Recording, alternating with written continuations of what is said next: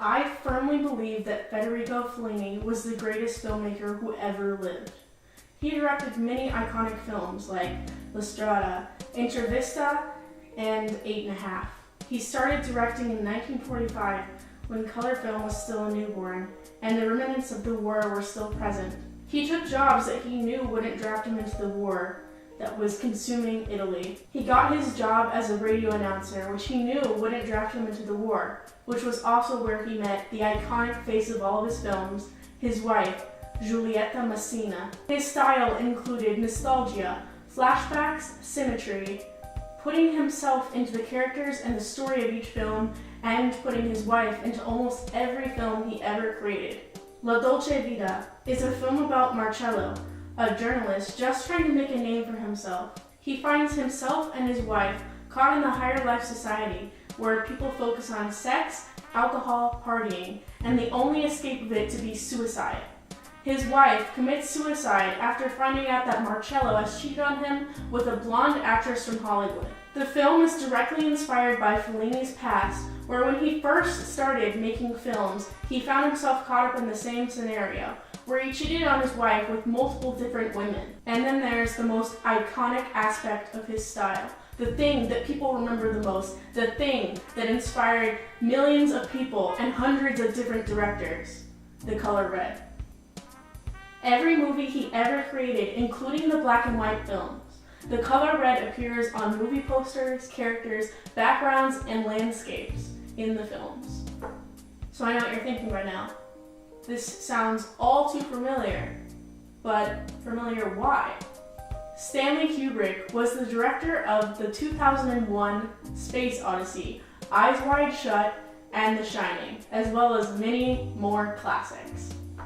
He was a brilliant storyteller and a magical maker of mystery and uncertainty.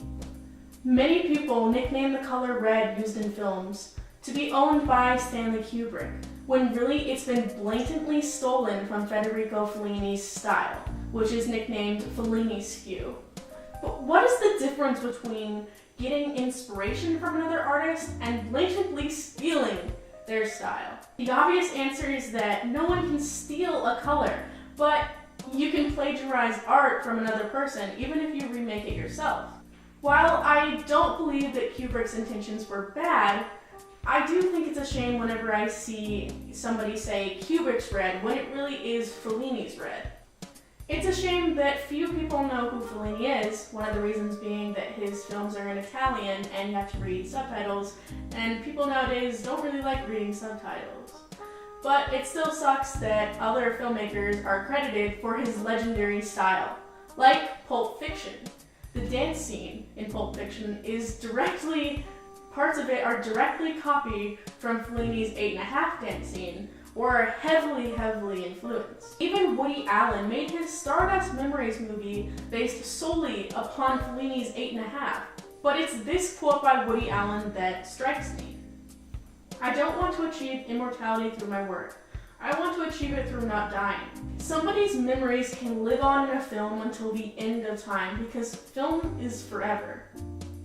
Is this what Woody Allen wanted to achieve through copying 8½" from Fellini? Or was it Fellini who wanted to reach immortality through his own work? He made references to his other films inside of his films, like the scene from Intervista, where the characters watch Fellini's film La Dolce Vita, and the characters highly resemble the characters in La Dolce Vita.